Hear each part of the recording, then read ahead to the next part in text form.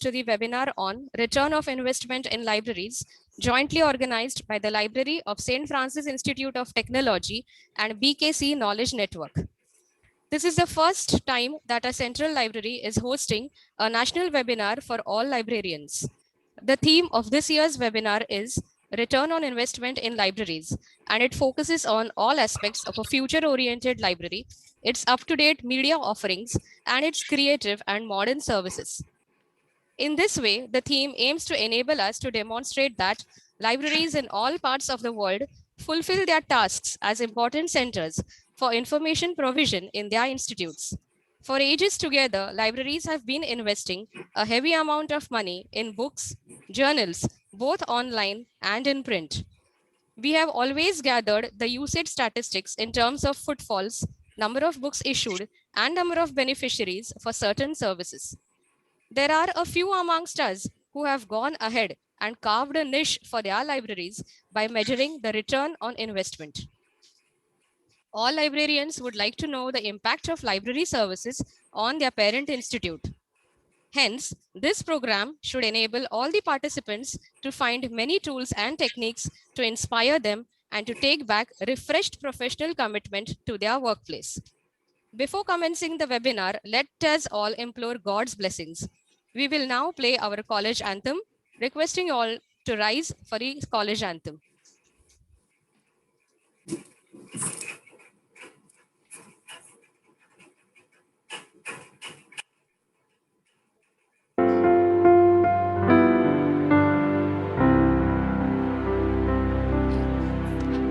Make me a channel of your peace. Where there is hatred, let me bring your love. Where there is injury, your pardon, Lord. And where there's doubt, true faith in you. Make me a channel of your peace. Where there's despair in life, let me bring hope. Where there is darkness, only light. And where there's sadness, ever joy. Oh, Master, grant that I may never seek so much to be consoled as to console, to be understood as to understand, to be loved as to love with all my soul. Make me a channel of your peace. It is in pardoning that we are pardoned, in giving of ourselves that we receive, and in dying that we're born to eternal life. Oh, Master, grant that I may never seek so much to be consoled as to console, to be understood as to understand, to be loved as to love with all my soul. Make me a channel of your peace. Where there is hatred, let me bring your love. Where there is injury, your pardon, Lord. And where there's doubt, true faith in you.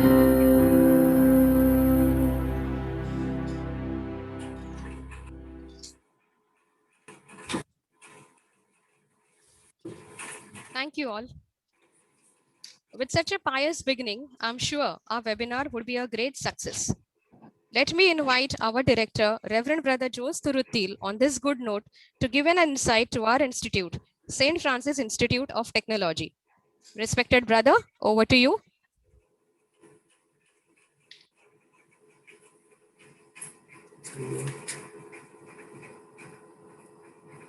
his mic has to be unmuted. Brother, you're requested to unmute yourself.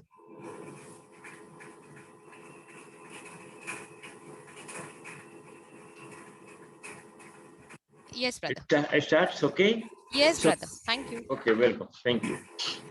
Very good morning to you all, participants of webinar on return on investment in library. At the very outset, I have the most pleasant task of extending a warm and cordial welcome to our chief guest in the person of Vasimati Sri Ganesh, founder and director of QM Knowledge Foundation. And I also welcome our beloved principal, the person of Cincy George, and organizers of SFIT Library, and you all participants of this webinar on return on investment in libraries. Thank God Almighty for the gift of our life that we are able to come through, at least through virtually. I like to brief about the Franciscan Brothers and SFIT. The Franciscan Brothers are German-oriented, basically from Germany. We have been invited by the Bishop of Daman in the beginning of the 20th century to come to some social activities for the welfare of the poor. Those days, the Diocese of Bombay was not existing. Brothers arrived in Mumbai in the year 1908, and entire Mount Poinsey campus has been handed over to Franciscan Brothers by the Bishop of Daman. Activities in Mount Poinsey. Brothers put up a thatched house for their residents. They also began to learn the local language and contact people. Thereafter, they put up a thatched house for boys to stay. He has taken its own time to raise funds from Germany and made a good house for the boys and for the brothers. Thereafter, put up a new building for the school and had taken permission from the government education department and started a primary school. Gradually, it has grown into a middle school, high school, and gradually we started a junior college. Shortly, we will be starting a degree college as well. It has taken its own time. In 1962, we started an ITA, full-fledged the various courses like turner, fitter, automobile, welding, printing, carpentry, and many more. We have received many state and national awards. This was mainly meant for increase employment for unemployed, underprivileged people. Towards the end of the 20th century, brothers had the dream of starting an engineering college. With the proper plan and permission from the BMC, we have put up a building for an engineering college, and we also worked out for the necessary permission to start the engineering college. We also took a necessary permission, worked out for the necessary permission from the University of Mumbai. With the permission of University of Mumbai, we started the college SFIT in the year 1999. This was the first Catholic minority engineering college in India. However, irrespective of caste, creed, religion, and sex, boys and girls are admitted to SFIT. Initially, we started with computer science, information technology, electrical and ESCC with the intake of 60, and later on, because of the demand, we have doubled the intake of students. Gradually, we also started PG and PhD in computer science and ESCC. 3 years back, we also started mechanical and electrical engineering. After 2-3 years, we also started St. Francis Institute of Management and Research, ICC School, Hotel Management, Interior Decoration as well. Presently, Around 15,000 students are studying in our campus. If your child joins the St. Francis School KG section, your child can study from KG to PG and PG to PhD. Our college is NBA accredited and ISO 9001:2015 certified. That will speak in volume the quality of the college. Nelson Mandela has said it rightly. Education is the most powerful weapon which we can use to change the world. Our former president, Dr. APJ Abdul Kalam, had a vision that India must rule the world by 2020. I advise your students to work hard with a vision to rule the world at least by 2030. SFIT is one among the reputed colleges in Mumbai University. Our result is always 100%. We have an evergreen, beautiful campus with an area of 5 acres, with the parking facilities for 4-wheelers for the staff and 2-wheelers for the students. And their campus is filled with various kinds of trees. Children can, when they are free, can go under the tree and relax. I believe this seminar will benefit all of us. I wish all of you a pleasant time, and I hope that you benefit the maximum from this webinar and investment on libraries. May God bless you. Thank you. Thank you, respected brother, for your information and your kind blessings. Thank you. I now request our principal, Dr. Cincy George, to share her thoughts. Over to you, ma'am. A very good morning to all of you. On behalf of St. Francis Institute of Technology, once again, I welcome you all for the webinar on return on investment in library. I am very glad that SFIT Library, along with the BSc Knowledge Network, is organizing this webinar. I appreciate the effort of Chinmay and her team for taking initiative and organizing this webinar.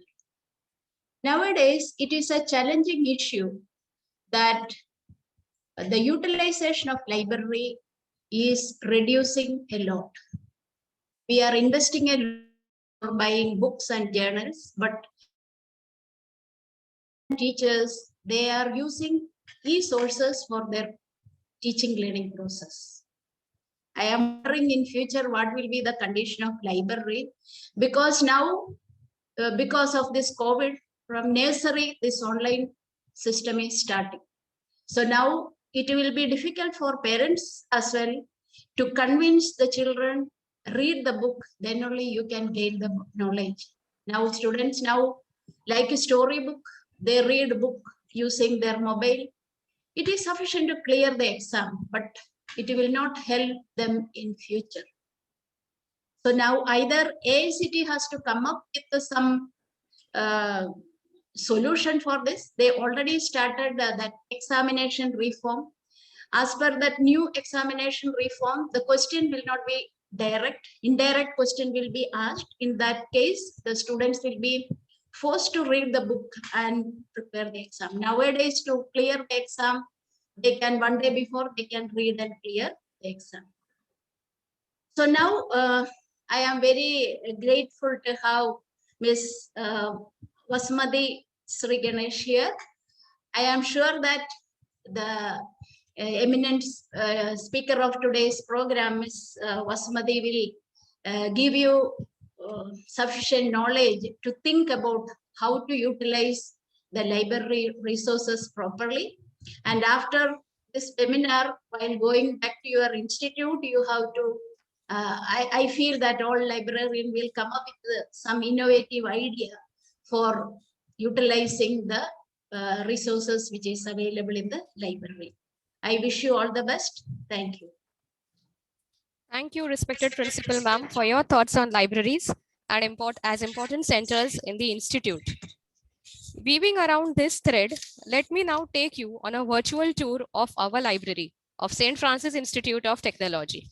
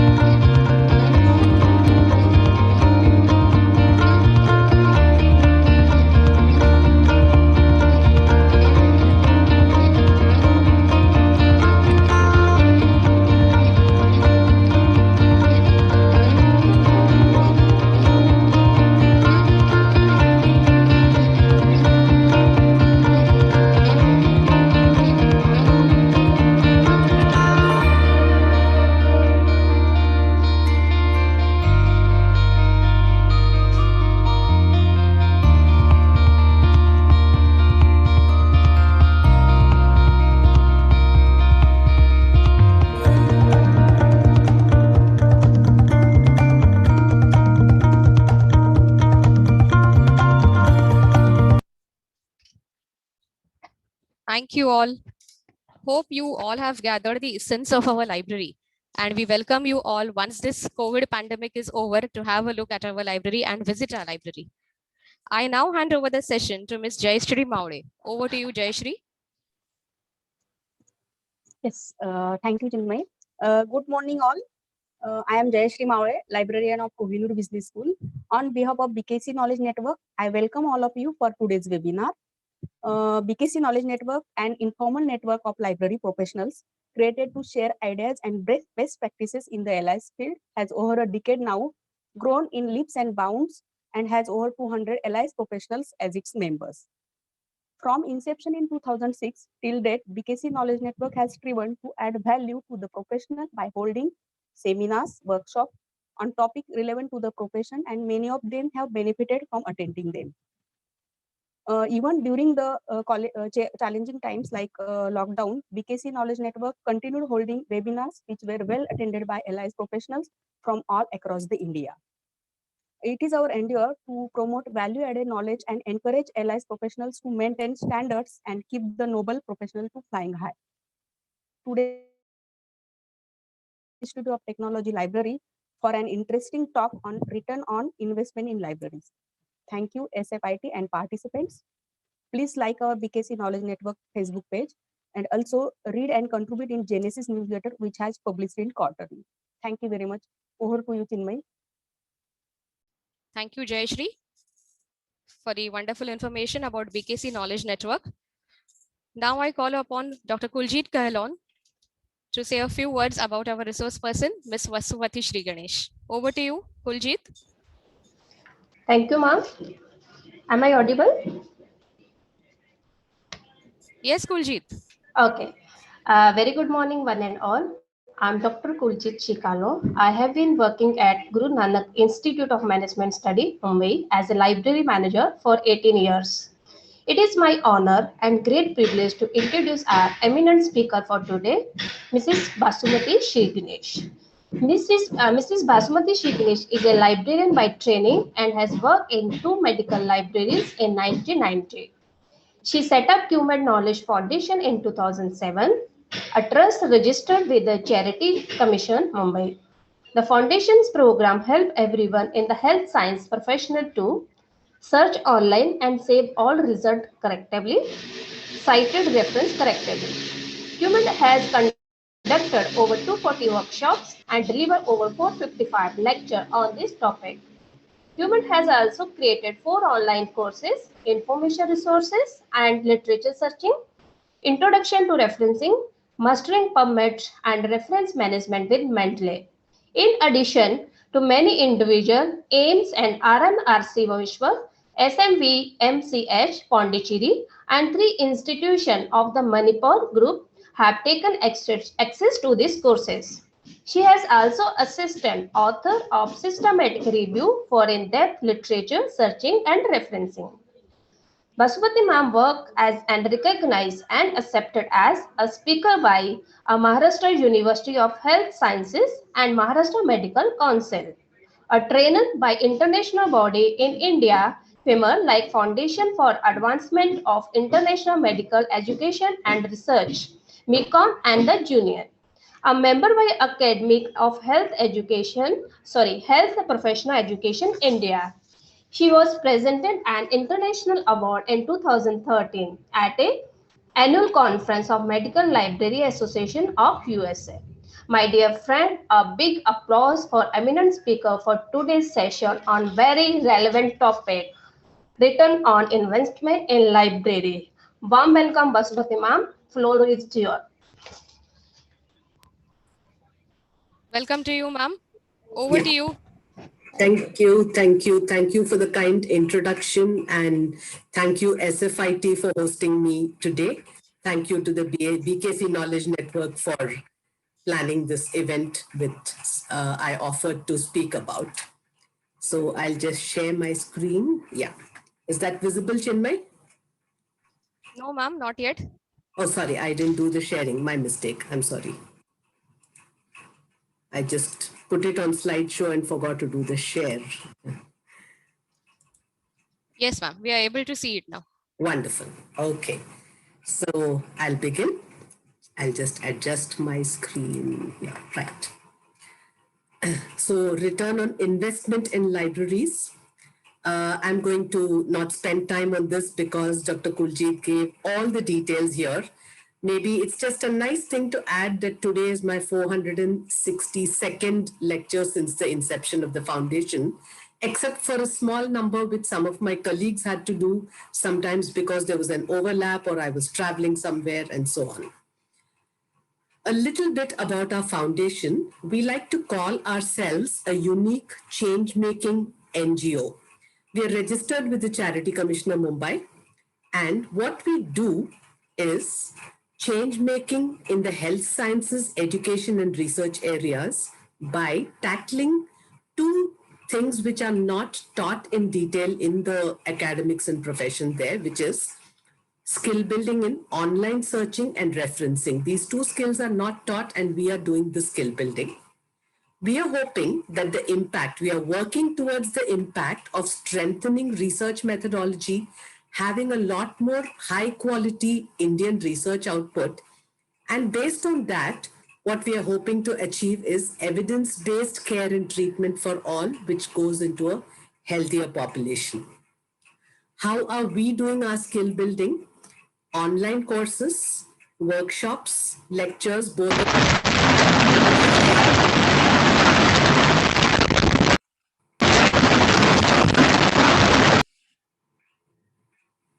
Workshops and lectures have been much more during the pre-pandemic time, but the invitations to those are starting to come again.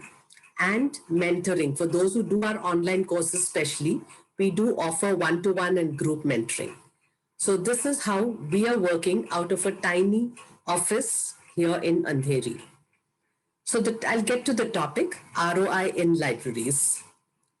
I'm going to begin with a story.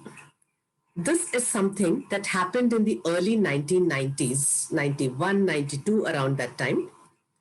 There was a product called FlexCube. This was a banking software. Today it is used in over 140 countries, but let's go to the product, FlexCube, which is a banking software. This was created by engineers who graduated from IITs. Now, obviously, when they studied IIT and got out, they knew either nothing or very little about accounts and banking as an entire domain. They may have known what to do with their own money, but not from a banking perspective. So they were trained in this area by a finance professional who was a chartered accountant, company secretary, and all that. This person trained them in what a banking software has to do. Now, what has all this got to do with ROI in libraries? You'll just see how much there is. The finance professional approached the library of that company, and the librarian recommended a book, How to Read a Balance Sheet, because he asked the librarian, I've got to do this training program. Can I get some reading material on this, how to do this training? And he said, I think this book will help you a lot. What happened after that? The rest was history, is a saying. As I told you, FlexCube is over 140 countries. It's a big banking software in the major banks. It's obviously a great product. The engineers learned from the finance professional who could explain the domain well thanks to this book. See, there are a lot of people who are very knowledgeable, but when it comes to training others on that particular thing, it can be very challenging. Where do they start? How much do they teach? And so on. This book was a big facilitator. It was heavily used by all those in the project. And just before I get on, why this story? I happened to tell my husband that I have to talk on this topic to librarians. And he said, hey, I can think of this great story. He was the finance professional who did this training. In fact, he was made to do it year after year because the way he explained it was good to them. And there was a heavy benefit. But just see the whole linkage. One book, thanks to that product, was heavily used. And the finance professional, he was the finance director at that time, So he appreciated the library, everybody appreciated the library, and the library was one of the contributors, the book and the library was one of the contributors to a great product which has been on for over 30 years. The librarian did a simple thing of recommending a book, but how did he do it? He also knew his collection. He was able to understand the user and give this. So with that story, let's get on. What is return on investment? There's a very simple formula for this. The gain from an investment minus cost of the investment divided by the cost of the investment. So if you say the gain on investment was say 25 rupees, the cost was 5 rupees. So it's 25 minus 20, which is, 25 minus 5, which is 20, divided by 5, which is 4. So you get 4 times the return. This is how this is done as a simple formula. But in my talk, I'm not going to give you any more theories and calculations. Okay? Because even for this, how do you determine the 25, 5, etc. would be a bit of a problem. So I read 3 papers on this topic, and can I just take a very small break because there's something urgent that is there. I'll just pass on the phone to my husband to talk. Sure, ma'am. Hi, Rashmi. Yeah. Huh. Yeah, he'll come and take it, no problem. Just if you can call him. Yeah, right.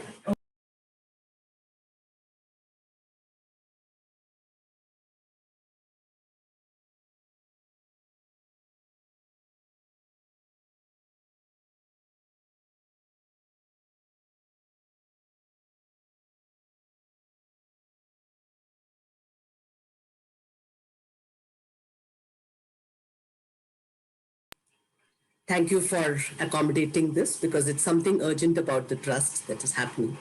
So I read 3 papers on the topic. Each paper had a lot of cross references, which just tells me that there is a lot of literature on this topic. And as librarians, all of us can always find more and more literature, share it among others, do a lot of reading. So much for theories and methods of calculation. What I would like to do in a talk like this is, these are the 3 papers I read. So you can get this details from Chinmay or me anytime. And what I will cover, I would like to make it a little more generic and discussion oriented. So I'm going to talk about what are the investments we make in libraries, something all of us know, but I'll just touch upon it. What returns are we talking of, both quantitative and qualitative? I'm going to touch upon 4 major areas: the capital, the information resources, personnel, and small other areas. And I'm going to dwell on an area of my passion, which is strong focus on training about information resources and their use. Because I feel that in today's era, where lots and lots is digital and the world wants to go digital, whether it's good or not is a separate debate. But when there is going to be a great focus on digital, I think this becomes a very important point. So let me move on. First, investments. Capital is in terms of the space, furniture, equipment, computers, and more. Information resources, books, journals, e-resources, subscriptions to all kinds of things. Then the personnel in the library, professional, semi-professional, others. Again, it depends on different libraries. There are enough one-person libraries today. There are the larger ones which have more. And other costs that we have to invest in, like electricity and related items. I'm going to talk very little on this, but the focus on the others. What are the returns we expect? Mainly, what we expect is on usage and user experience. The quantity is relatively much easier to measure. The quality is always tougher.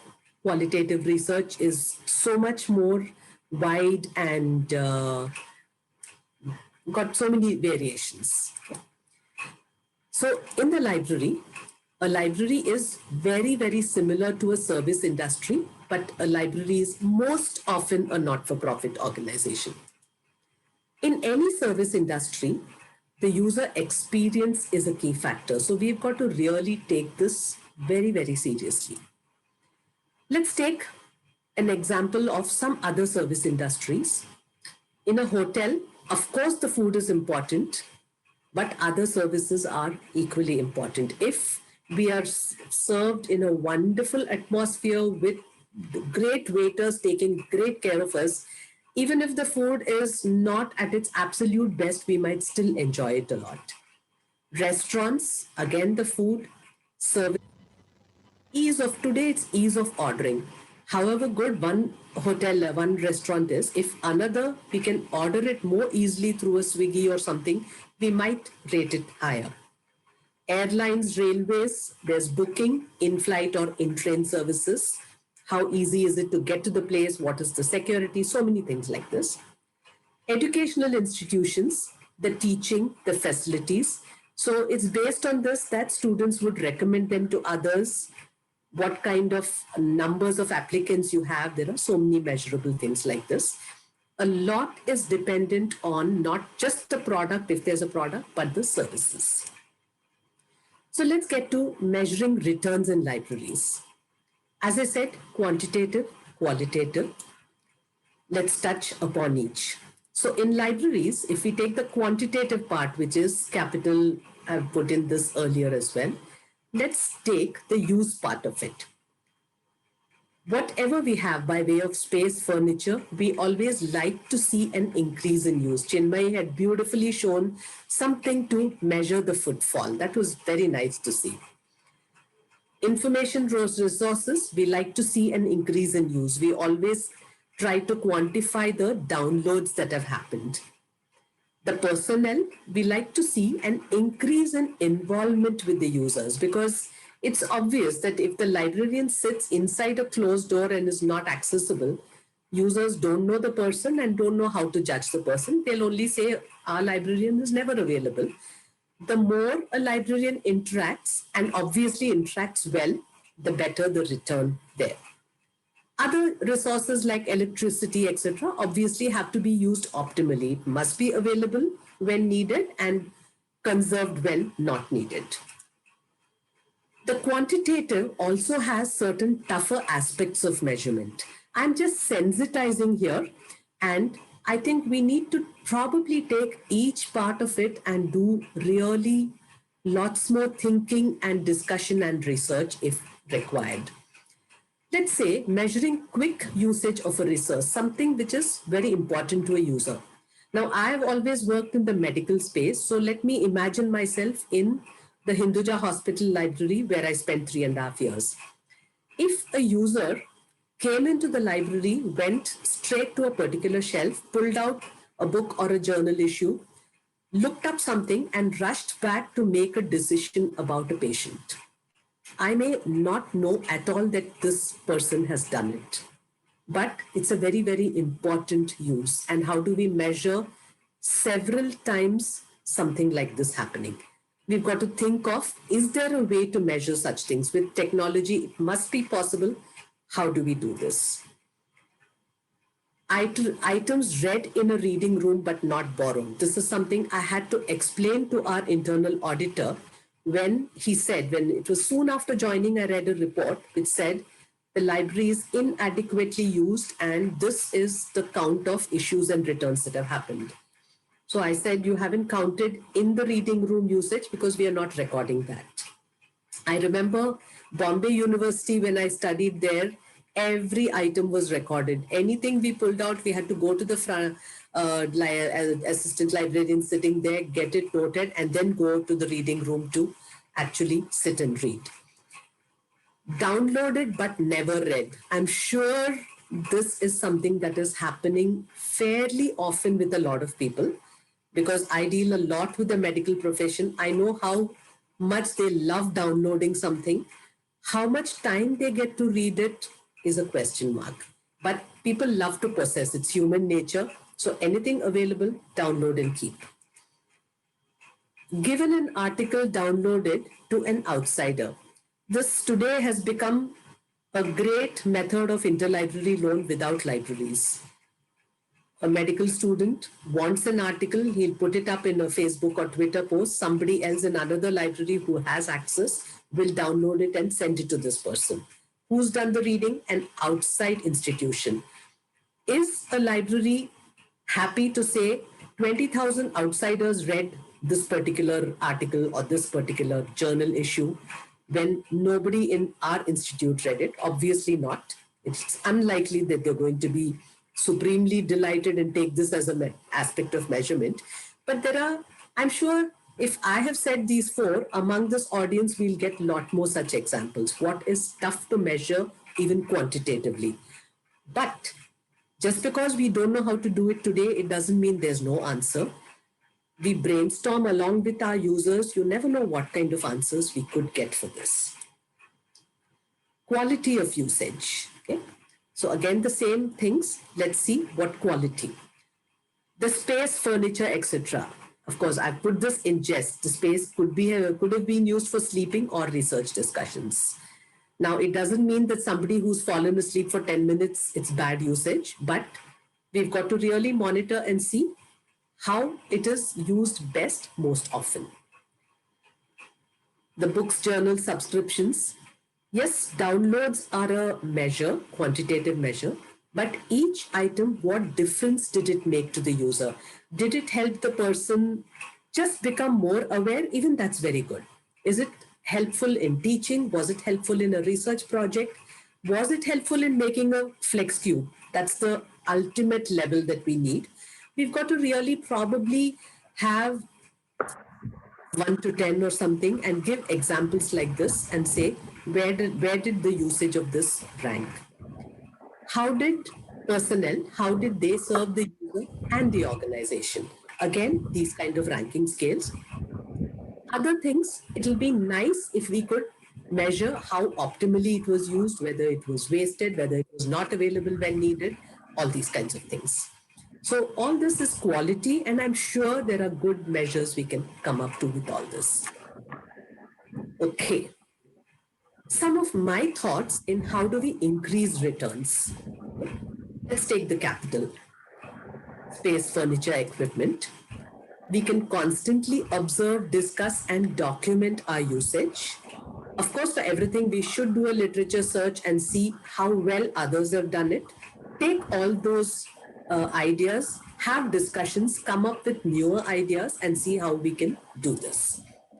We can explore how to do better usage and justification of use. It is important. See, I know very often librarians, we tend to crib about how we are questioned about everything. But let's set aside the irritation factor that may come in.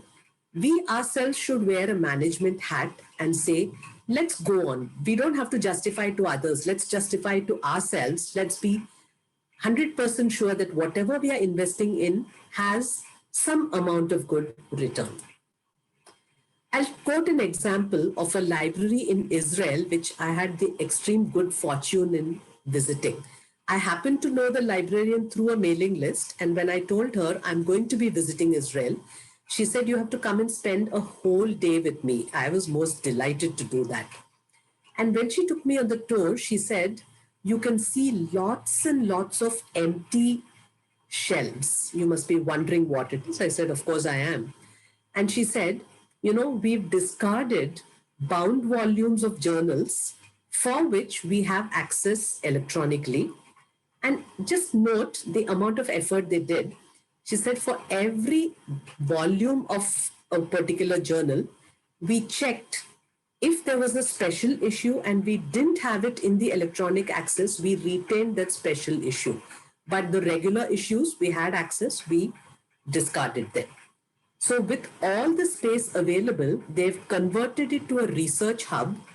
They tell their users, any research you're doing, come here and do it. Because as you're doing it, we will sit with you. We will do the relevant literature search. We'll find out the H index of the journals or impact factors of the journals, whatever, and your researchers, their citation analysis, everything was taken care of in this space. So they involved the users, made their presence and their knowledge felt. This is how space and the related stuff was put to so much better use.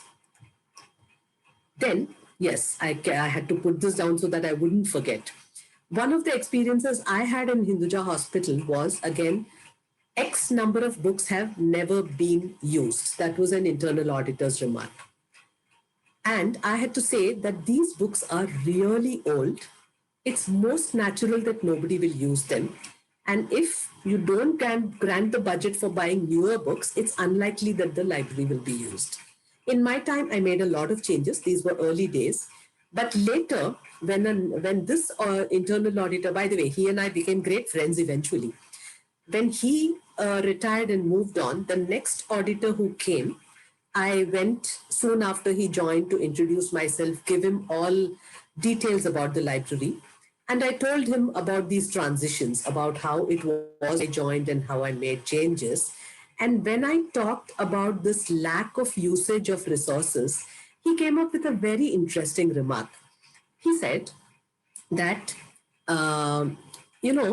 at home, let's say we are a family of 3 or 4 people. On a daily basis, we use certain utensils, maybe plates, glasses, and containers for the food and all that. But up in our kitchen storage, we might have some big vessels, which we bring down only once a year when we invite 50 family members for a particular occasion. So those big vessels are used only once a year, not round the year. That doesn't mean they are underutilized. So I said, this is a wonderful analogy, and we in the libraries probably need to also know which are the ones which are meant for regular use, which are the ones which may be extremely useful once in a way. So that was something interesting. Information resources. So books, journals, etc., by which what I think about is we need to create simple questionnaires to get answers for utility. What is the outcome of usage? I mentioned this earlier and again in context, whether something is of general use, specifically for teaching, specifically for a project, we need to find out maybe X number of resources we should, as a sample, get answers from users and as simple as possible so that they give you the answer in just a single click or a single word. How often is it used? I gave the example of the previous thing, which was in terms of an equipment like vessels. But if it is an information resource, there could be some which are used only once a year and it's a must at that time of the year. How many people use it? Is it the majority or is it a specific department? If it is a specific department, we could keep the resource in that department and only stock check it once a day. I did that for a certain number of books in the Hinduja Hospital. I said, if nobody else is going to read this, keep it in your department, but I will come and personally stock check it once a year. You need to show it to me then. Then coming to my special focus area in academic and research organizations, to increase output and eventually impact, training is a must. Actually, I think I shouldn't have said only academic research. Even in a commercial organization, this is very, very vital because today there are so many databases available. We really need to talk about the importance of training to all stakeholders. Everybody needs to be, the stakeholders either need to be trained in using resources, or they may need to train others, or they may just need to know about the need for training. Let me explain this in a little more detail. So, need to be trained or need to train. This can be users, academicians, research students, and in corporate organizations, the employees.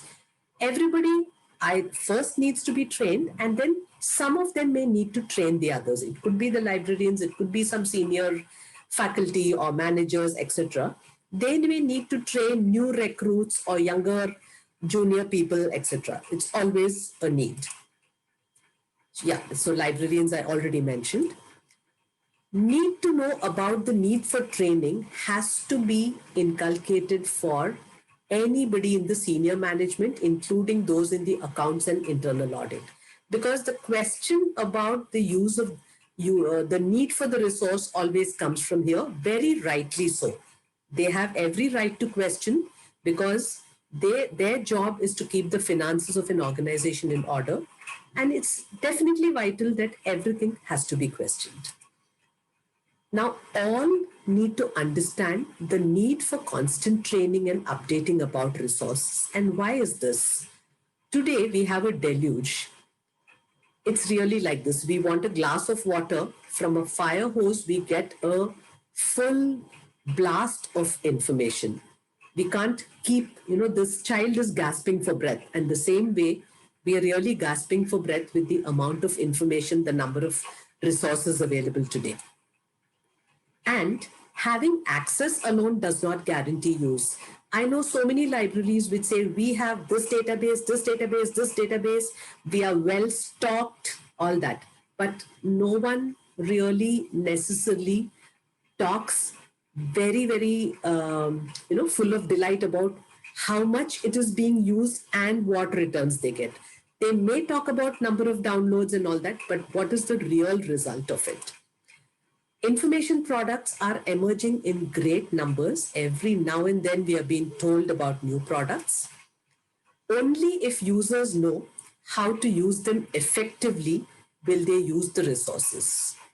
Otherwise, there could be no usage, less than best usage, worse still, wrong or ineffective usage.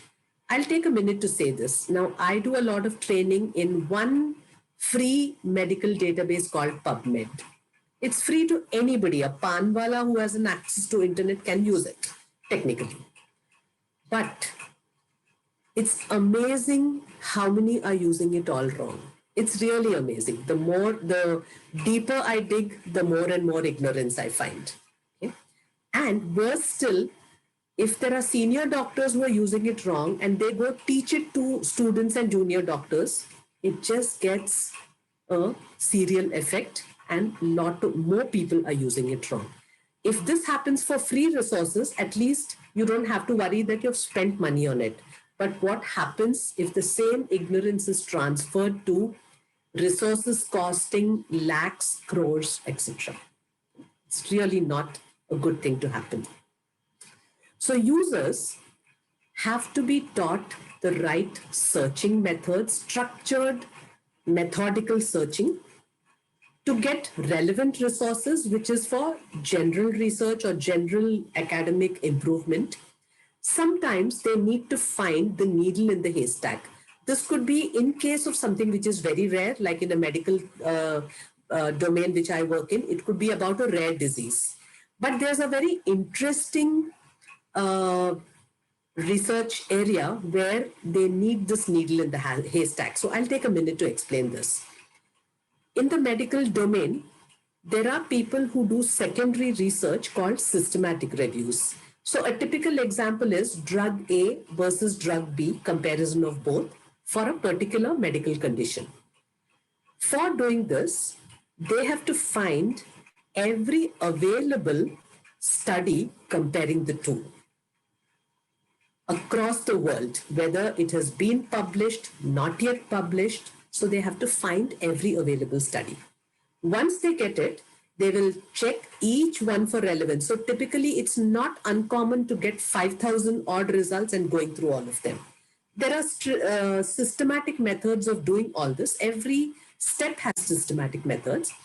And then there may be 10 studies, which are large studies comparing the two drugs. Then there is statistical analysis, whole lot of things. But I'm going to talk about the part of identifying those 5,000 studies. Librarians in the group will easily identify what I mean when I say, if they are looking for a particular drug, that drug may have 2-3 names or 5 names. They've got to look for all the 5 names, combining them with or. They might have to look at spelling variations. So many things like this. Of course, what I'm telling you is very, very simple, but a typical search runs into several lines to make sure that we don't miss any study. And imagine if this is done wrong, they haven't found all the needles in that big haystack. Let's say they found 7 out of 10 studies and they analyze only those 7.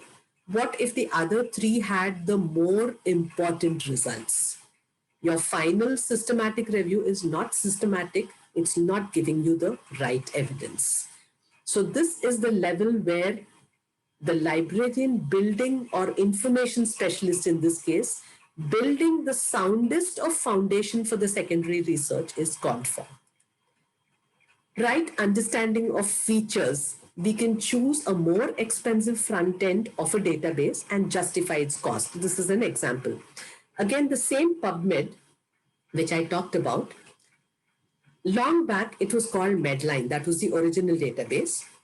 And Medline at one point had 27 different front ends. That is the way the system was showed, the way you did your searches, the way you exported your results, the order in which you had results. There were so many different features. Each one had different options of what you can do and what you cannot do. So today we have PubMed, which is a completely free front end, and you have different Medlines. I don't know how many are there today, but you have different Medlines for which you pay for access. When I was librarian at Hinduja, the cost was 75,000 rupees roughly per year. I don't know what the costs are today because I've not worked in the library for years. So now the paid ones obviously have a number of better features. But if people don't know that, they don't even know that it has those better features, they're obviously going to say, when it's free, why to pay? That is one. Once they know those features in the paid one, analyze and see how often are you likely to use those features, and then make the decision whether we need to pay for that front end or no, and justify. Once you get it, we need to justify the cost. Okay. The right searching, saving, exporting, etc. This is for librarians. In-depth searching for important topics. I gave the example of a systematic review. One really needs to train oneself to go into that level. I have been on discussion lists where I learned a lot. I've attended conferences where international speakers have done workshops on these, and that's how I've done a lot of learning. Teaching users on a regular basis. That's again something I've been doing for years now. Updating for all changes. Every day one learns something new. Sometimes it is from as simple as from a user's query. Ma'am, you taught this, I'm unable to do this. Even this morning, I had to handle one of them. Today, the nice thing is you can first Google and see somewhere is there an answer for this. You get the answer, which is what I sent to the user who asked me a query which wasn't covered in our online course. So we've got to constantly update ourselves and knowing and tracking which database, which front end is most cost effective. So one of the things is when I'm subscribed to 2-3 mailing lists of international libraries, then through the discussions there, I get to know, oh, this is a new product. Let's get an idea what this is about. Of course, since I don't work in a library, there's a limit to how much I keep track of, but just enough to say if anybody asks, I should be able to answer. Okay? If I don't remember it, I always write back to the list. I get an answer then. Okay. Then for the top management, accounts, internal audit, senior management, we have to let them understand the need for training and updating on a regular basis. This is something it's worth making a brief presentation to them and just maybe give 1 or 2 examples of that. One front end does this, one front end does this, and our users need a lot more of this, and so we need to pay, something like that. And appreciating the budgetary need for training users as well as librarians for continuously upgrading. A library has to always have a training budget in today's need for themselves, for users, and more. And that is something that we have to make the effort to let the senior management understand this, appreciate it, and bless this need. Just give me a second. Okay. I'm just not able to see my title. Just give me a second. Yeah. What happens with training? The outcomes are, for example, selection of information resources. What outcomes can we have? The use of resources. Let's see these two. Librarians and users for selection can work together. If everybody is trained and understands better, librarians and users can work together. How? Users can state what they want. Again, I'll go back to the Hinduja example. At that time, this Medline, everybody started talking about. Some doctors had trained abroad, they had come back. Then they read articles about it off and on in journals. Hey, we must get access to Medline. I know it's available in Glaxo, all kinds of things. So they state what they want. And then they tell the librarians about it. Librarians need to analyze and present what is available. So my boss, who was a cardiologist, he told me, I'll talk to the medical director in Glaxo, go and see their Medline. So I went, understood it. Soon after that, 2 more different vendors came and presented their Medline. So along with a couple of doctors who are very savvy in all this, 3 of us sat, went through all the 3 different Medline front ends and made a choice of which one. There was no thing about major extra features between free and paid, but between 3 paid ones, one was much, much more user-friendly. And I was able to understand that and tell it to the other 2 doctors that if somebody is doing a search on a topic, this is very intuitively guiding us. Plus, it has all the in-depth thing at the back, and I can show you that.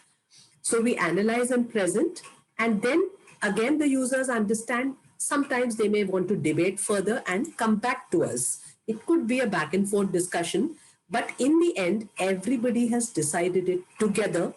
Everybody should get happy with a joint decision. After that is what is important. Both work together to ensure high-end usage. See, in any library today, I would say that many, let's say in an academic library, faculty say our librarians need to do more. But I would say faculty has to join with the library. Only when the faculty tells the students, jolly well research in the library and come back, are the students going to listen. The librarians can go around and beg and plead for the students to come, but when they have their mobile phones, it's unlikely that they're going to come in immediately. And of course, the librarians need to do this training element presentation, helping them a lot more. And actually, more than helping directly, help them to help themselves. The more that is done, the better. Then they'll come back with better questions. We learn more as librarians, we teach more, and so on. Yeah. So some of my experiences in using resources. Again, I'll go back to that Medline database. I'm going to share certain very specific things. Remember, in the 1990s, we paid a 75,000 rupees per year. $2,400 it was at that time, I remember. So in the hospital, there was a police inspector who got admitted, and he had acute burning sensation in his hands and feet. So apparently he was admitted in the ICU and he was not responding to treatment. One ICU doctor came and asked me, can we search for thallium poisoning in Medline? I said, I'm sure we can. Both of us sat together, and guess what? One reference came up where the symptoms matched the police inspector's symptoms. And more interestingly, this doctor said, oh my God, I didn't realize this. In that paper, there was a mention of, the abstract, we couldn't get, no, it was a full paper there.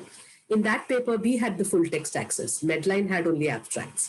In that paper, it said that the patient's hair was falling like that of a cancer patient who was on chemotherapy. Then this doctor said, we all doctors thought that just because we are over-medicating him, his hair is falling. But it's obviously the poison that is doing it. It turned out to be thallium poisoning correctly, as he suspected. How did this doctor think of thallium?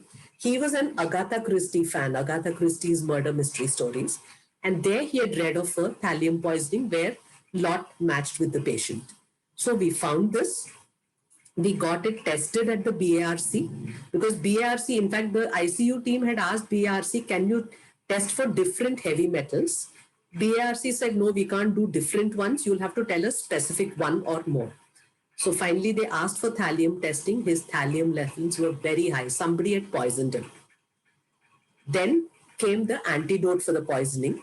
The article said the antidote is the coloring material Prussian blue. It's a color. But in what format, all that, we didn't know because we only had the abstract. So they called the London Poison Center. Again, remember, this was pre-internet days, so we couldn't do any internet search on all this.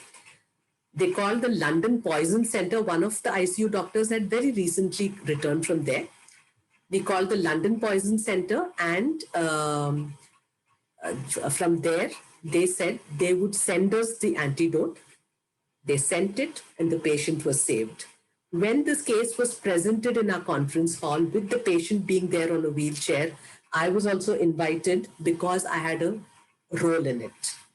Obviously, I was not the only cause of his recovery. I was one cog in that complete wheel. Okay. There was a neurologist. He had a question. That time, MRI was a very new technique. He said, I have this patient with a pacemaker. Should I put him in an MRI machine or not is my question. So again, we did a search. I got him certain articles. All the articles said it's very safe, but he read all of them in detail. He said, no, I still don't want to take a chance. That is where his professional excellence came in. He had good reasons for not taking a chance, but he had a very informed decision making here. The same neurologist wanted to write a book chapter. The book chapter was on epilepsy in women, psychosocial factors. So usually, as I said, I would sit with them to do the searching.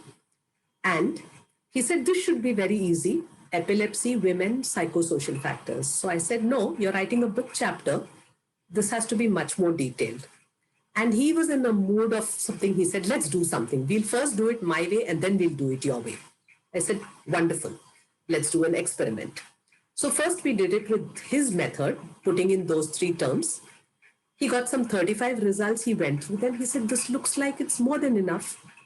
So I told him, yes, but keep your side of the bargain. We'll do it my way. And I said, you're writing a book chapter.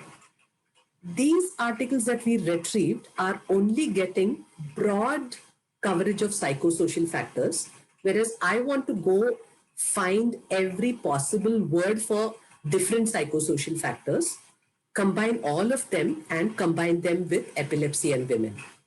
And we got some 135. He went through, just glanced through the list. He said, my God, I would have hated to miss all the rest.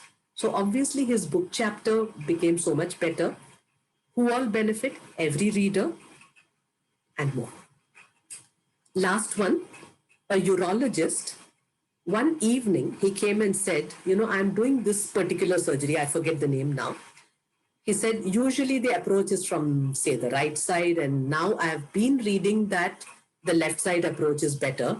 I know the surgery is important. I'm giving you a last minute thing, but can you get me articles on that? I managed to get 8 articles and give him. I can't recollect how well he used it or not, but I'm sure whether he used it or not that day, for his future use, it would have been better. So all these are in some way or the other returns of investments. Now, none of them is really quantitative. All of them are qualitative, but if we record all of them, we get a quantitative measure. If we find measures of which one is, 1, 2, 3, 4, 5, whatever like that, we never know what all we can measure out of this. So going ahead, my thoughts to ponder, can all stakeholders work together? I'm sure at the back of my mind, they'll be saying, our management, they won't do this, or management saying, our librarians won't do this. But no, I think we should get that out of our head and start everything on how we started today, a pious note. either a religious anthem or just positive thoughts in our head. Every time we do something like this, let's meditate for a moment and then approach the right people. Keep on trying again and again. We never know what comes out of it. We should look at increasing the right quantitative and qualitative returns. Can we do more research, more discussions, more open discussions? It shouldn't be that somebody says something and the next minute somebody says this won't work. My question for this won't work is, what if it works? That's the attitude we need to have.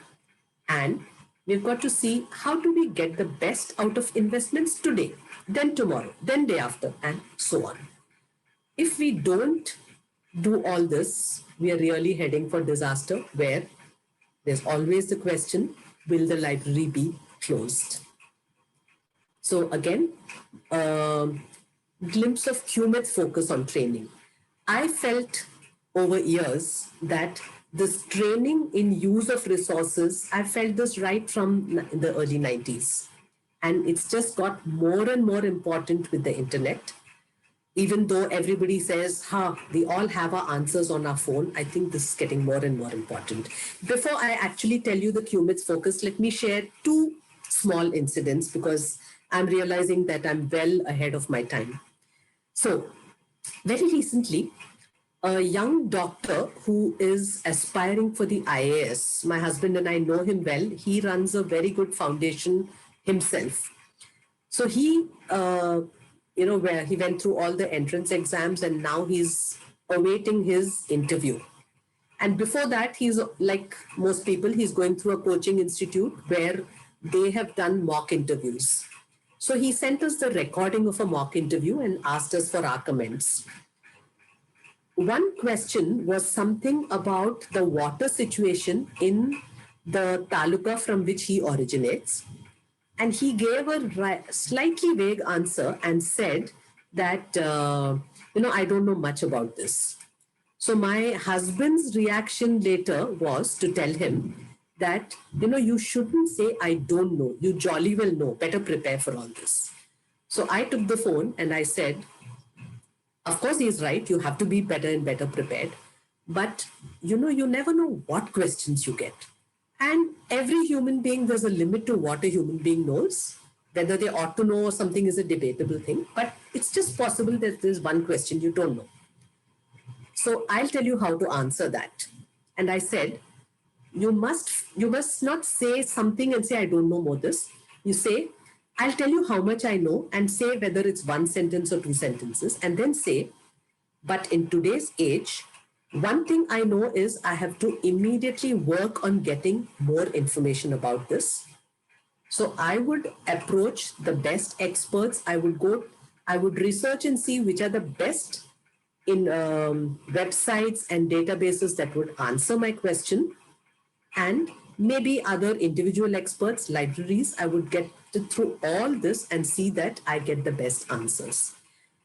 This young doctor got so impressed. He said, ma'am, will you dictate all this? I want to learn this answer by heart. So that was one thing. Second incident was our own nonprofit. We raise donations. We also charge institutions for our training. So that comes as what is called income. That is, we produce an invoice and they pay for it. Donations, people give. The CA firm which handles our accounts, one young lady wrote a mail to us that you haven't given details about GST for donations. So we have to explain, donation is something that somebody gives. We are not charging them donations. We are asking them for a donation and they give an amount. So we are not selling anything here.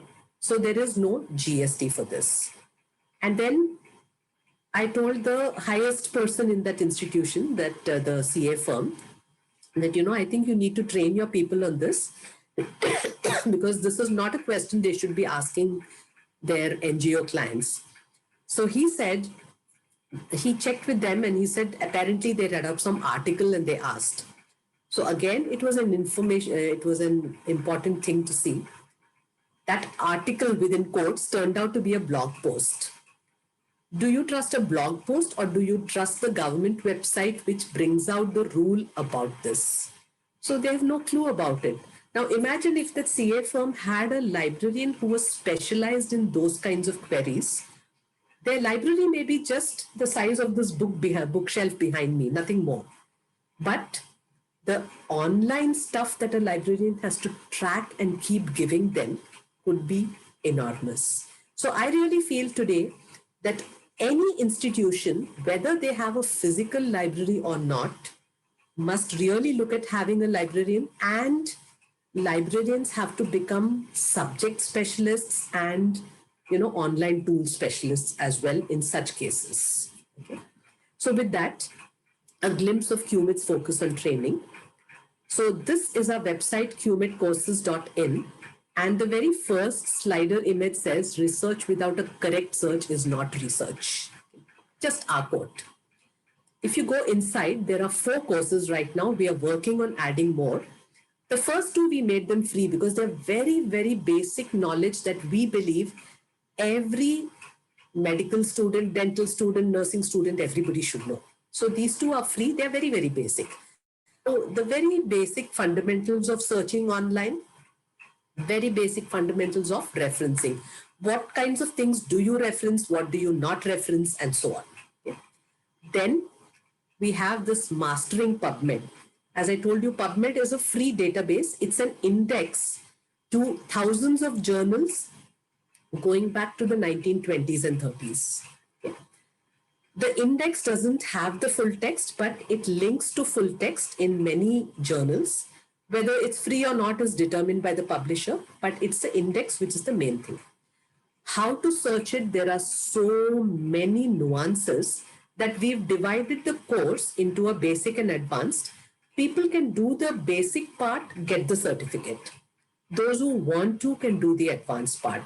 So anyone who's doing a systematic review, we tell them, do these lessons in the advanced part, and then you work on your topic, then come to us for a online meeting. We'll point out where all you can improve your search strategy. So that is the way we do training for this. And the last one is reference management with Mendeley, which is a reference management software. Now we're planning to add still more courses into this and see how well we go on with our training. So Dr. Kuljit had mentioned some institutions which have subscribed to these courses. Just in the last week, 2 more AIMS institutions have taken it. So we're just hoping more and more institutions take this. And we've told them that, we'd like to do a webinar session once in a month where everybody comes with their doubts. Otherwise, let them ask their doubts and we answer them online. We're just going to go on and on trying to improve these resources. So with that, I come to the end. These are my contact details. The best method of reaching me is the email, because that's something which I answer. If I overlook, one of my colleagues will alert me to it. And while this is our landline number at office, I'm still going roughly only once a week. All my colleagues and I are still working from home because it's highly possible in our case. So I'd encourage anybody with questions, info@Q, this is Q, don't confuse it with G, QMED.NGO. This is the G. So write to me with questions. I'll be most happy to answer that. So with that, I will stop the screen share and I would be happy to answer questions. Thank you, ma'am. Thank you, Vasumati, ma'am. That was truly very inspiring and informative session. With this excellent presentation, as always, ma'am, I've been watching you since my college days. Thank you once again. With this excellent presentation in our minds, I know we have many queries to be solved so that we can go back and showcase our effective ROI in libraries. Requesting Dr. Kuljit to take over the session for the Q&A.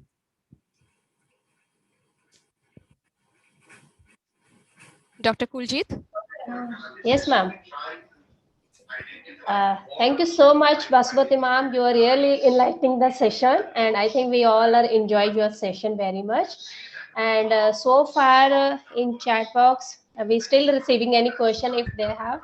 So maybe personally, we will request to our participant, they can directly unmute and they can ask your question to ma'am.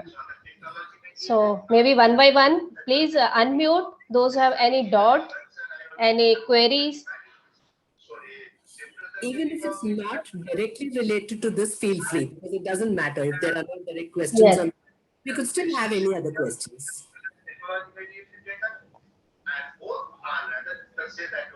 Let me take the privilege of beginning, ma'am. Sure. Ma'am, is there any subtle difference between ROI and the usage of libraries? We are always confused between Yes. usage and ROI. So ROI, if we see that first definition that, or rather the formula that I put up, was very quantitative, right? That was cost of something and then the usage divided by the cost, right? So whether we did get a benefit over it. I think probably, I really actually honestly don't know theoretically and all that so much on this. I just shared a bunch of thoughts because sometimes from externally, if we approach a topic, we have so many more questions that come. However, what comes to my mind on this is, A, if we could quantify the usage, the usage in different ways. Of course, we do quantify downloads and all that. But if we can work at, I'd given some suggestions on quantifying, then all that goes into creating a usage formula for ROI. So ROI is the ultimate. That is, we want to know what is the return. One of the factors is the usage. So like we all know the obvious factors like cost of a database. Now, what is the return on the database in the library? It's not profit made. If I've spent 1,000 rupees on a database, have I earned 2,000 out of it? That's not the thing. But of course, what if we charged people membership to use this database? But then they're not paying that membership only to use the database, they're going to do other things as well. So how do we get into those nuances? These are things where experts in, what is it called, pricing, marketing, may be able to give us inputs. But it's so wonderful that from this, we are already starting a bunch of ideas from which maybe if we have a series of sessions on each of these and call in management experts to give us their ideas, brainstorm, and do things, we might end up at really good things. So at this moment, a specific answer to your question is, usage is a very important factor of ROI. We have to see how to quantify it and maybe how we take the quality and see how we measure it, if not quantify the qualities. That's the way I think of it right now. Thank you for that question. It's very Thank you so much, ma'am. Ma'am, Basupati ma'am. Ma'am, there is one question by Vishal Gaikwad. Yeah. I think he's asking the same question as ma'am's asked. He's asking, ma'am, please guide on how to calculating ROI of quantified services. Okay, I'm honestly no expert in this. That's why I right in the beginning said, I'm not presenting theories or formulas. We'll have to search the literature and find out, or talk to, say, accounts and costing people, get some answers first, and then see whether we get answers for this. I honestly cannot really give any specific answer on this. Sorry about that.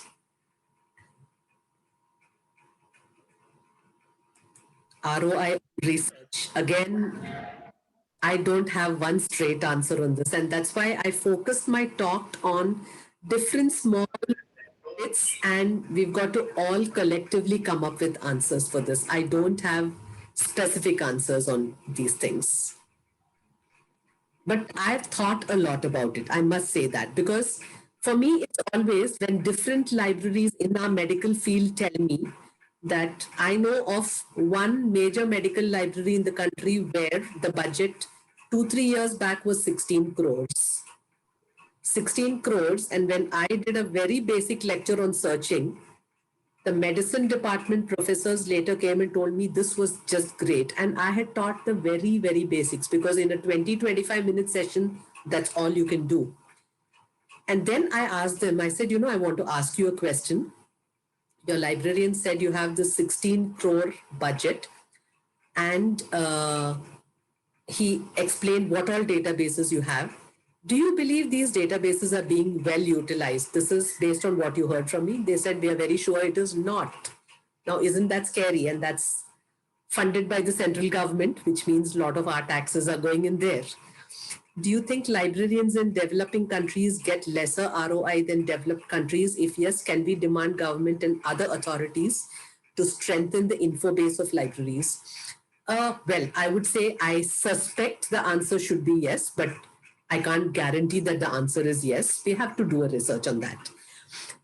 One of the reasons now we may say that we are getting lower budgets, but at the same time, are we questioning the use? I just gave one example. So the same way, we've got to see, have we updated ourselves enough? Many international librarians I know, they are far above. I've got to look up at them like this. Of course, they admire the work I do, which is different, but their knowledge base is so much higher. The medical librarians, some of them I know, they've actually gone through formal training in research methodology. They teach doctors. I haven't reached that level beyond these two areas. They actually are able to teach them statistics and things like that. How many of us go to that level? We've got to really rethink.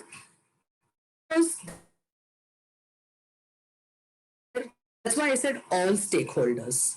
And all of us, I think we need to keep thinking, instead of only cribbing, what do we do next? If it's even pick up the phone, call one person, let's write it down and start doing things like that. See, for me, for instance, to do this webinar, it has nothing to do with my medical librarian's work. And I think I took almost full day to prepare, different from what I normally do. But I did it with full heart and soul because I believe in giving back to our profession, because my profession got me here. Very simple. So this way, all of us, whatever little we do like this, and if we get together and do lots more, then we are paving the way. We may not get the results of it. But remember the story of an old man who planted a seed and somebody asked him, why are you doing it now? You're not going to see the fruits. He said, no, my grandchildren will see it. Let's pave the way for future generations. We're all cribbing a lot today about how there's a decrease in footfall, decrease in usage, threats of library closing. Physical libraries, let them close. Let us hold our thing. We have huge potentials to learn more and do more. Let's exploit that. That's my answer, rather deeply for those. Okay, ma'am. There is one other question. Yeah. Expectation from the user. What way we expect? Very simple is usage, proper usage. Not, as I said, not downloading it, giving it to somebody outsider, not downloading it and just keeping on the computer. Tell us, keep telling us that. So it's one thing. The return is one thing. They're conveying it to us as another. So there is two sides. They have to convey, but if we leave it completely on them, they are not going to do it. They don't even know that they have to convey. Now, I'll tell you something. I do a yoga class. I've been doing it for the last 4-5 months. I'm learning. I'm not a yoga teacher. I'm very still long way if I ever get there. That master, every day he asks for feedback. And we are wondering, he's such a wonderful teacher. Why is he asking for feedback? But he obviously, just like why are we asking our users for, I understand. We always want feedback from our users, right? He also has to justify his job of teaching. Is there enough return on his investment of time, everything? So same way, he keeps on asking. We also have to keep on asking our users for feedback. And we have to try and see how easy it is to get the feedback from them. If we ask one question for which they have to write 2 paragraphs, they're not going to do it easily. If it's a yes, no, or choose out of these words, which word describes your satisfaction level, they will choose it. So we've got to make these research methods better and better. Okay, ma'am. I think there is I can't see any other question, but most of participant raise your session. Yeah, thank you your appreciation thing. And some of also asking about your PPT. If you could share with our participant, those are registered. I've already given it to Chinmay, so I'm quite happy about her sharing it. But at the same time, I would say that maybe the recording would be even more useful, because in the PPT there are slides where I've just put in a word which may not mean anything much. So anyway, either way, I'm happy that both are shared, no problem. Sure, ma'am. Over to you, ma'am. Sushma, ma'am. Unmute. Sushma Karnik has to unmute. Yeah. Okay. Good afternoon, everyone. It's really interesting to always hear Sumati ma'am. And I hope all the participants, we really had a good number of participants listening to her. And each of us are going to take back a lot of information and see how we introduce return on investment in our libraries. So thank you, Sumati ma'am. And now I would like to really thank our collaborator, particularly the St. Francis Institute of Technology, which really worked, and it was Chinmay who came up with that idea of finding a resource person on return on investment. And I said that is a common topic that we all are worried, and especially when we are shifting from print resources to electronic resources, and how to capture user experiences. Quantitative data, many have statistics, they have some statistical tables available, but when it comes to user experiences, we rather than just customer surveys and all, we really wanted to really capture stories. I liked your idea of the way you were capturing stories, and so I think every librarian should learn and keep a record of such short stories, which really gives the final output, whether the content, the information resources are used in the right way. And thanks to SFIT, and special thanks to the system administrator who saw to it that our session on Zoom was without any glitches, though he is at the back end. Thank you very much for helping us. And of course, BKC Knowledge Network is always there to collaborate with everyone, whether it's a public library, academic library, or corporate libraries. All participants, I request you, if you have any ideas, you want to work together, we'll do it. And thanks to our colleagues, particularly Kuljit and Jayashri also, to be there and taking care of the whole event in a smooth way. Thank you so much. Thank you, Karnik ma'am. Yes. Feedback link Yeah. will be shared with all the registered participants on their email IDs. So by today, Yeah. 3 p.m., you can expect the feedback link from us. Okay. Yeah, I saw one more question, so I'd just like to answer that. The question was about how do we, what are the different methods to increase physical journal usage as students are very busy with other works. So I would say that here it's not about physical or electronic. If you have a journal only in a physical form, then it needs to be. If you have it in both, it doesn't matter in which format they use it. How do you increase it? You've got to teach them how to do a literature search or do it for them and give them those articles. That's the only way. Because there's no way that somebody is going to pull out a journal and read cover to cover. It's always articles of their interest. Again, since we are well ahead of time, I'll take a minute to share this. In Hinduja Hospital, you remember I said when I joined, no, I didn't say it in this presentation. Sorry, that was in another one. 1 week after joining, when I read up our library files, there was a note which said, should we close the library? The utilization is very poor. And for a minute, my heart stopped saying, hello, I've just joined. And why did they take me in? But once we got the Medline database, the bound volume started coming out in dozens because people did a literature search. They wanted the full text.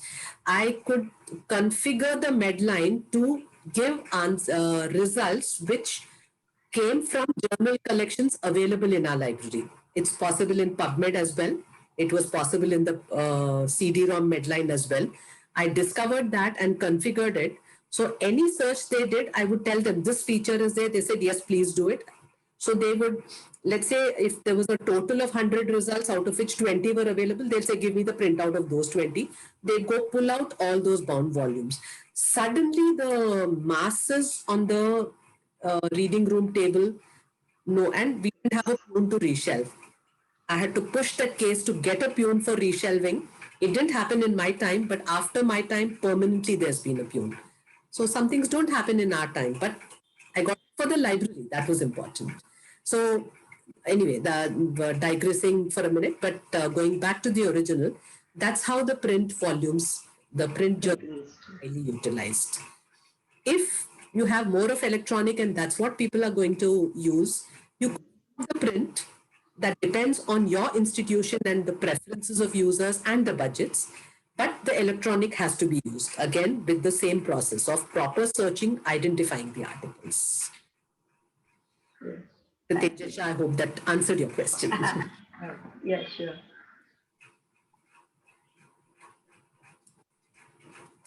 Hello.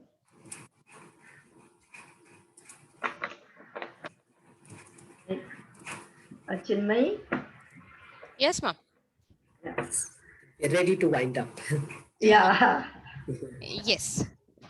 We are ready to wind up. Before that, can all of us switch on our cameras for a group photo online? Wow. That's nice. Requesting all to switch on their cameras, please.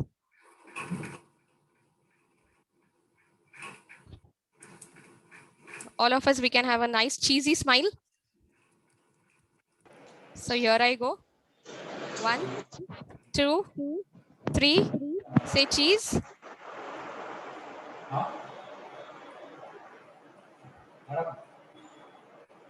Hold on for a minute. All smiling faces all over the world. It's so good to see all of you all. 2 minutes, we are capturing all these screenshots.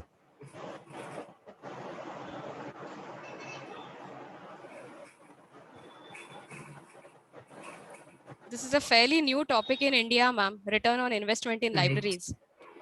So we are yet to digest the topic and then we can have more queries. No, I honestly think we should probably have special talks on each of them, and see how to do better and better. All of us need to learn a lot. That's there. Thank you so much. Thank you. And Chinmay, special thanks to you for the detail you have gone into. I mean, right up to the last thing where you ensured that everybody was captured and asked everyone to smile. Hats off. Before we wind up, we'll rise for the national anthem.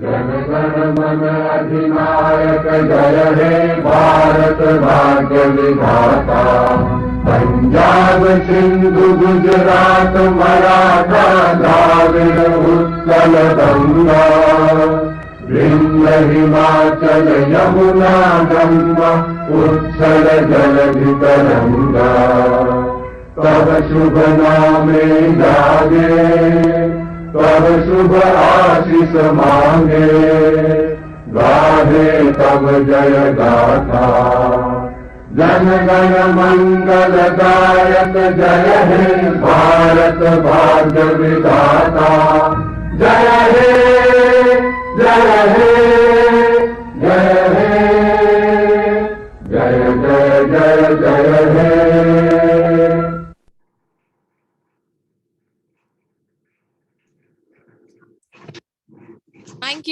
Thank you all the participants. Thank you Vasumati ma'am. Thank you Karnik ma'am. Thank you Dr. Kuljit.